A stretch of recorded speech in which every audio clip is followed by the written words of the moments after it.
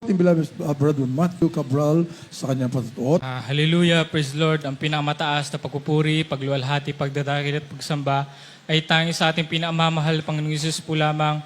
At ako po ay nagpapaabot ng dobleng paggalang sa ating dearly beloved and honorable pastor, Evangelist Willie Estrada Almeida, the end-time prophet of our loving God. Hallelujah. At sa hindi malilimutang ginintuan turot aral ng ating dearly beloved assistant pastor, Lina C. Almeida. At pagbati na rin po sa kanila po mga beloved children, isa po mapagpalang Friday service po. Maging sa ating mga kapatiran at sa ating live webcast viewers, isa pong mapagpalang Friday service po sa ating lahat. Hallelujah, praise the Lord. Nais ko pong pasalamatan ng ating pinamamahal pang Isus sa pagkakataon po na ito na ako po ulit makapagpatotoo ng kabutihan ng ating pinamamahal pang Isus. Sa mga hindi po nakakaalam ng aking mga patotoo, sariwain ko lang po mga minamahal. Kung paano po ako na-save sa ating banal na gawain, year 1994, mga minamahal, kung di po ako nagkakamali, na-save po ang aking beloved parents, beloved lola, sa pamamagitan po ng kapatid po ng aking lolo, na na-save po dito sa ating banal na gawain. Gaya din po ng iba, mainit na naglilingkod sa ating pinamamahal pang Isus. Andiyan din po na nanlamig, nawalay din po sa piling ng ating pinamamahal pang Isus. Nung kami po yung maliliit pa, mga minamahal, sa kamusmusan, mga minamahal, wala po kami kaalam-alam hanggang sa naging sanlibutan na lang po ang aming pamumuhay. Hanggang sa lumipas ang panahon, mga minamahal, dyan po na tunay na walang kapayapaan, dyan na natuto na kung ano-anong mga gawang sanlibutan. Hanggang sa year 2017 po, mga minamahal, nung college days ko po, dyan na meron po naging kaklase, mga minamahal, na kung saan siya po ay ginagamit bilang isang mga awit. Naging kagrupo ko po siya sa thesis namin. Andiyan po na nung nalaman niya po na dati rin po kami dumadalo dito sa banal na gawain. Andiyan po na niyaya po niya ako, mga minamahal, na magbalik loob. Ngunit andiyan po, mga minamahal, na pag-aalinlangan ko po nun, mga minamahal, dahil that time, mga minamahal, meron po akong ibang dinadulhan na gawain. Bagamat Biblia din po ang hawak, ngunit andyan po na iba ang kanilang turo dahil sa pagkakaalam ko, mga minamahal, ang gawain na yun ay isa pong Trinitarian.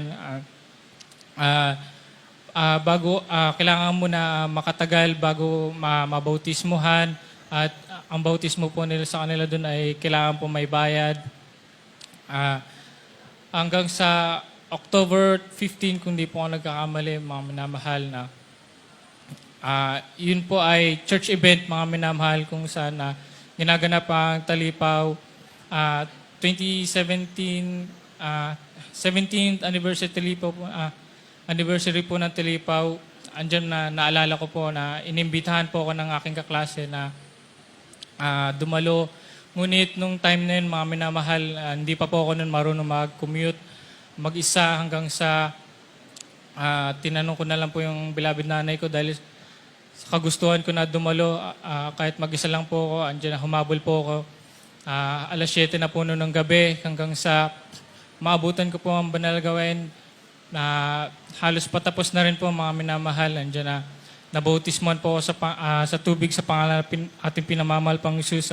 Sa tunay na banal na gawain ng ating pinamamahal pang Isus, na sa katagalan, mga minamahal, di ko rin po akalain na ako po'y magagamit din po dito sa ating banal na gawain bilang isang single squire, hindi man po karapat-dapat. Hallelujah. Single squire member. Hallelujah.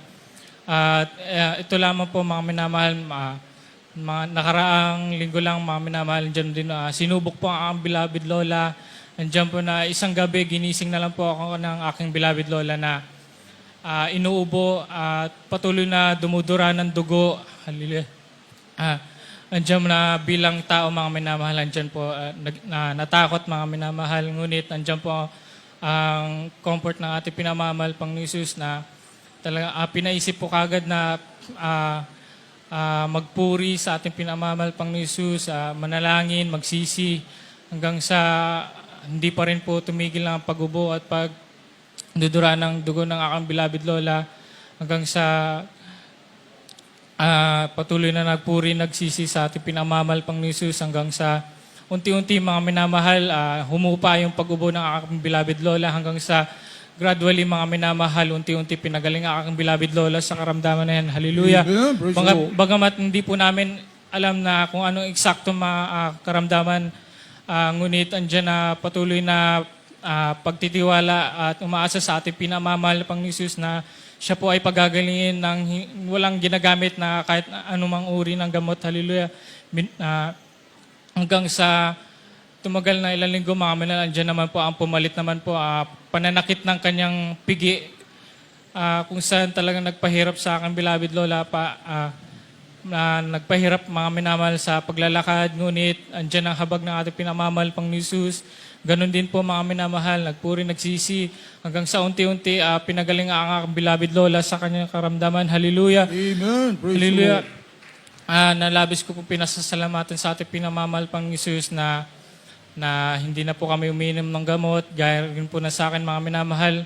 Nung ako po nasa sanlibutan, talagang kahit na ultimo lagnat mga minamahal ay umaabot po ng 2 linggo na meron pa po yung gamot mga minamahal. Ngunit sa kahabagan ng ating pinamamahal Panginoon Jesus, na sa tuwing ako'y magkakasakit, tanging pagpupuri lamang po mga minamahal at isang araw na po halos tinatagal. Hallelujah. At nais ko rin po pasalamatan na ating pinamamahal Panginoon Jesus sa kanyang pag-iingat sa araw-araw dahil sa aking pagiging MC Taxi mga minamahal na minsan hindi po may iwasan na talagang muntik madisgrasya mga minamahal. Isang beses po, isang gabi na bumiyahe ako para magkaroon po ng financial. Andiyan po na habang binabaybay po ang EDSA, kahabaan ng EDSA, andiyan na napagitnaan po ako ng 2 sasakyan mga minamahal. Hanggang sa yung taxi mga minamahal sa gawing kanan ko po, bigla na lang kumabig pakaliwa at sa taranta ko mga minamahal, naparebuke na lang po ako sa aking isipan hanggang sa kabagan ng ating pinamamahal Panginoon Jesus. Andiyan pa rin ang pag-iingat, wala po nangyaring masama. Hallelujah. Na talaga naman sa trabaho ko ngayon mga minamahal, hindi po maiwasan talaga na mga ganyang pangyayari. At nais ko rin po pasalamatan ng ating pinamamahal Panginoon Jesus na ako po ngayon mga minamahal ay ako nagdiriwang ng ang aking kaarawan, taglayang pagpapalang, kalakasan, Amen. Praise the materials, Lord. Hallelujah, tigit sa hallelujah. spiritual, kaya lahat ng kapurihan, pasasalamat at tanging sa ating pinamamahal na Panginoon Jesus po lamang. Hallelujah. Praise the Lord. Amen.